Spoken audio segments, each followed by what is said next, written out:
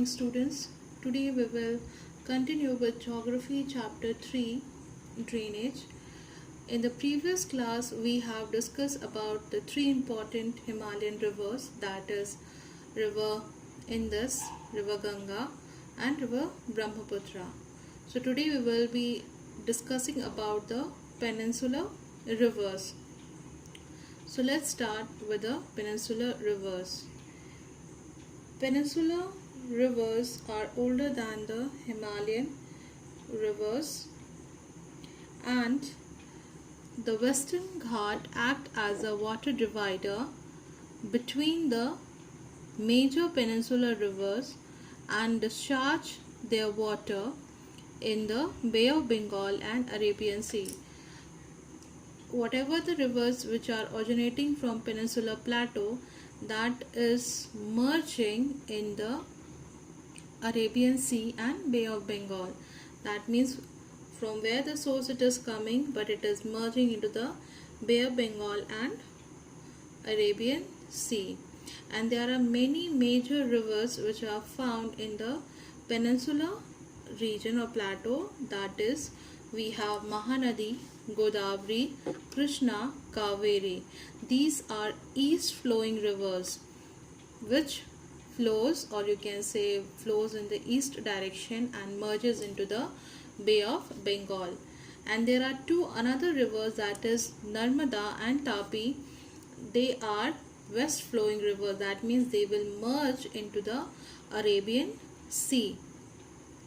And it is said that the peninsular rivers are relatively shorter in the size, or you can say comparatively shorter in the length as compared to the Himalayan rivers. And it is said that peninsular rivers are characterized by fixed course, absence of meanders and non-perennial flow of water. That means they will have water when there is sufficient rainfall. Otherwise, at a seasonal rainfall or your seasonal way, they will have water. Otherwise, they will be having a dry season. They will not have ample amount of water as the rivers of Himalayans are having. That is the River Ganga, Indus and Brahmaputra. They have water throughout the year, but in the peninsular rivers, they do not have water throughout the year. They are non-perennial. Okay, so that is the difference. And peninsular rivers are comparatively shorter in the length, and they are characterized by a fixed course. That means a path is being given, a fixed passage, or you can say a fixed way of moving in the direction and merging into the oceans. So let's start with the first river, that is Narmada Basin.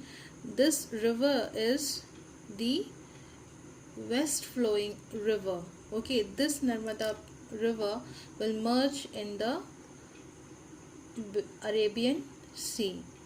So where it rises, the Narmada rises in the Amarkantak hills in Madhya Pradesh. So in which state it is arising? It is arising from Madhya Pradesh. That is, it rises in the Amarkantak hills in Madhya Pradesh and flowing towards the west in a rift valley between the Satpura range in the south and Vindhyan range in the north.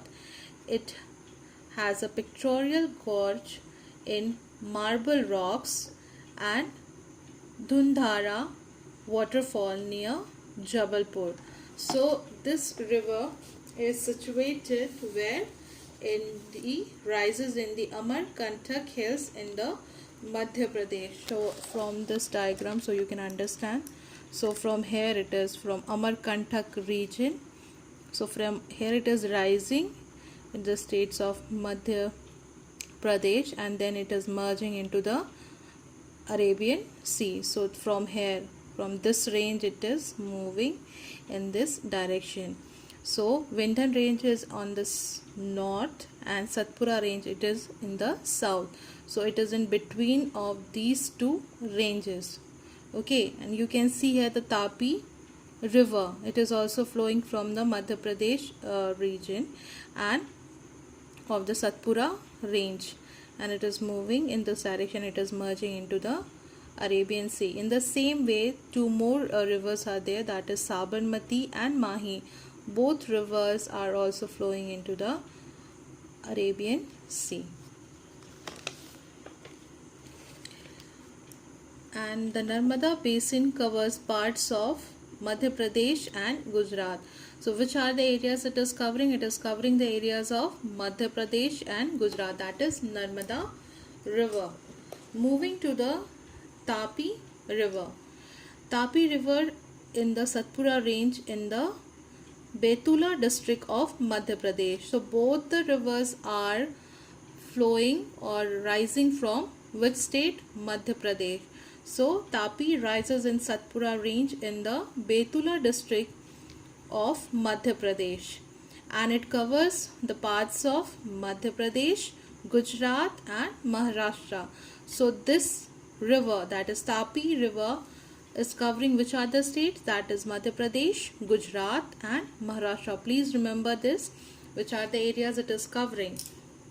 And the west flowing rivers are Sabarmati and Mahi, which I have shown in the map, that where it is moving, that is Sabarmati and Mahi.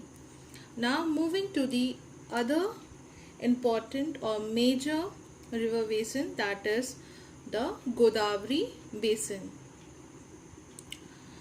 The Godavari is the largest peninsular river system, and it is also called as the Dakshin Ganga. So in the peninsular plateau region, we have the largest peninsular river, that is Godavari. Remember that Godavari is the largest peninsular river system, and it is also called as the Dakshin Ganga. So where it rises from the slopes of Western Ghat in the Nashik district of Maharashtra and discharges its water into the Bay of Bengal. That means in this region. So Godavari is rising from this region, that is in Maharashtra state, and it is merging into the Bay of Bengal. So you have understood this is the largest river of Peninsular Plateau, and there are many important, or you can say small streams which are joining, and it is merging into the Bay of Bengal. So when it is traveling from this region, it is covering many other states, that is you have Maharashtra, then you have Andhra Pradesh and many other regions. So which are the regions it covers? It covers parts of Maharashtra, Madhya Pradesh, Chhattisgarh, Odisha, Andhra Pradesh. So which are the states? Remember that 5 states, that is Maharashtra, Madhya Pradesh, Chhattisgarh, Odisha and Andhra Pradesh. So Godavari is covering 5 states. And it is said that the Godavari river is joined by a number of tributaries, that means tributaries such as Purna, Vardha, Panihita, Manjra, Vanagra and Pinanga. These are the rivers which are joining the Godavari basin or Godavari river. Let's move to the another river, that is Mahanadi basin. Mahanadi river rises in the highlands of Chhattisgarh and runs through Odisha and discharges its water into the Bay of Bengal. So let's see that where is Mahanadi river. So here it is. It is originating from which state? That is in the Chhattisgarh. So here it is, and then it is merging into the Bay of Bengal. So this river is, you can say, originating or rises in the states of Chhattisgarh. and the length of the river is about 860 kilometer, whereas you can say the Godavari rivers have a length of 1500 kilometer. So it is little bit shorter as compared to Godavari, and it covers parts of Maharashtra, Chhattisgarh, Jharkhand and Odisha. So which are the states it is covering? It is covering Maharashtra, Chhattisgarh, Jharkhand and Odisha. So let's move to another river, that is we have Krishna Basin. The Krishna is the second largest east flowing peninsular river which rises near Mahabaleshwar. So where it is rising? The Krishna is rising in the Mahabaleshwar region of Maharashtra. Okay, and its total length is 1401 kilometer, and it is merges, or you can say it merges into the Bay of Bengal.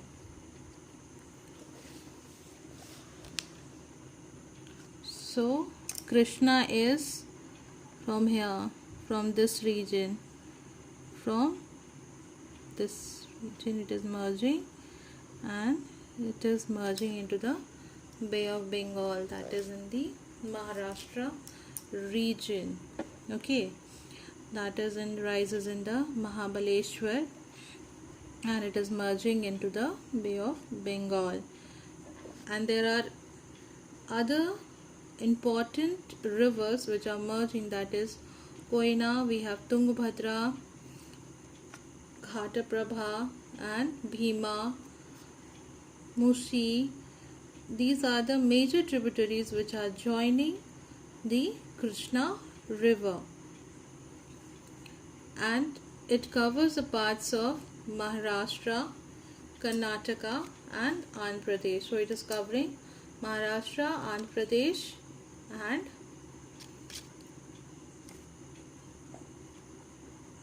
Karnataka. Moving to the other river basin, that is the Kaveri basin. It rises in the Brahmagiri range of the Western Ghat in Karnataka, and its total length is about 800 kilometer. So where it rises? It rises in the Brahmagiri range in the Western Ghat in Karnataka. So here is the Kaveri river. So from where it is originating? From here it is originating, that is Brahmagiri, and it is merging into the Bay of Bengal. So it is rising in which state? Karnataka. And it has a total length of 800 kilometer, and it covers areas of Karnataka, Kerala and Tamil Nadu. So which are the areas where the river Kaveri is flowing? That is in the southern side, that is Karnataka, Kerala and Tamil Nadu. That is in the southern tip it is flowing, and it is merging into the Bay of Bengal. So we have completed the rivers, that is the peninsular rivers. So we'll move to the lakes. So first of all, what is a lake? Lake is a body of water that lies in a hollow in the earth's surface and is entirely surrounded by the land. And some of the famous lakes that are, we have Dal Lake, Wular Lake, which is situated in Jammu and Kashmir. And there are also some lakes which are the result of you can say of glaciers, and some are artificial lakes which are being made by the humans, and some of the lakes which are being formed by the natural agents, by like example wind, water, then river actions, and also by some human activities. And it is said that a meandering river across a floodplain forms cut-off that later develops into oxbow lakes. That means when the rivers are flowing in its course, it is forming different types of landforms. In the previous class also we have discussed that when the rivers are flowing, they form different types of landforms, and from that also we get different types of lakes, that is oxbow lakes are also being formed. And because of the human activities also, we are also creating artificial lakes for generating hydroelectricity. Some of the rivers form lagoons, that means splits and bars form lagoons uh, in the coastal areas. And the best example for that is the Chilka Lake, the Pulkit Lake, and Kolluvar Lake. So these are the lakes which are being formed near the coastal areas.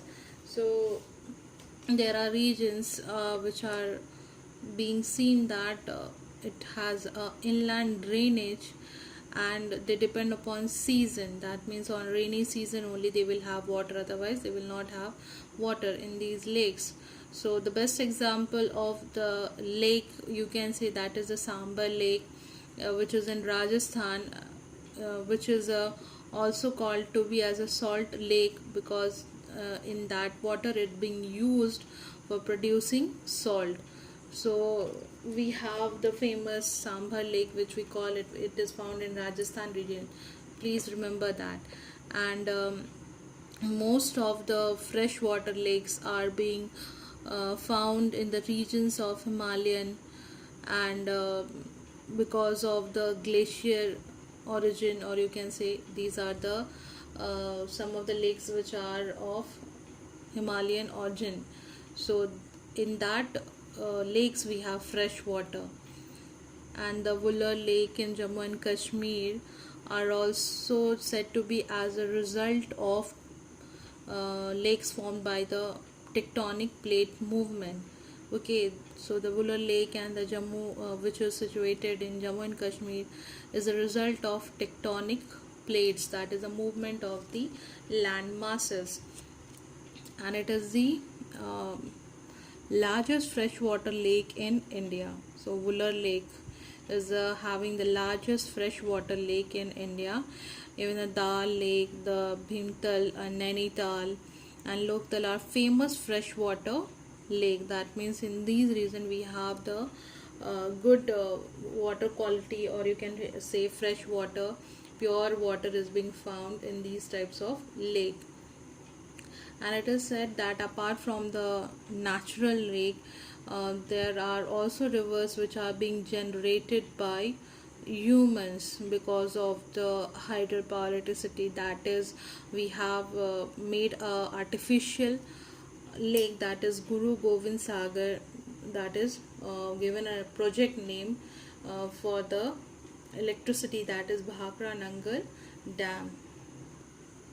So let's see where is these lakes are found. So here is the Vular Lake, where we get the fresh water, and in the Dal Lake, that is also found in Jammu and Kashmir region. Then moving to another river, that is the Sambhar Lake, that from where we are producing salt in this lake. You can say it is a water which contains more salt, so it is being used for producing salt. Moving to other lakes, that is Lake Chilka. So this region is Lake Chilka. Okay, Chilka Lake is found in this region, that is near the coastal areas. Here Kular Lake is also found near the coastal region. Then we have Pulkit Lake, that is also found in the coastal region. These are the famous lakes which are found in India, and it is very important. Okay, so remember these things, because in the examination also you'll be getting to point it out the map from where the rivers are originating, from where it is flowing, and where it is merging, which are the important lakes. So please remember where it is. I'm just showing it. So here it is, just see the place here. This region will have the Chilka Lake. Here it is, where it is like this type of print it is being made. So here will you have the Wular Lake. We have here the Pulkit Lake. So remember that. And we have Sambar Lake in Rajasthan. Remember here. We have the famous Wular Lake and Dal Lake. So remember that. Here are the Bhimtal lakes and Nainital lakes are also found in this region. So please remember the lakes where it is found, and please try to do the map work in your copy. You do the map work and please try to paste it in your copy. Otherwise, if you have the map book, please do it in the map book, the rivers, and I'll give you what are the rivers are there. You have to point it out. Okay. And please try to complete what are the roles of rivers in our country, and how the rivers are getting polluted. So please go through this two topics by yourself and try to do the question answers. Okay, thank you.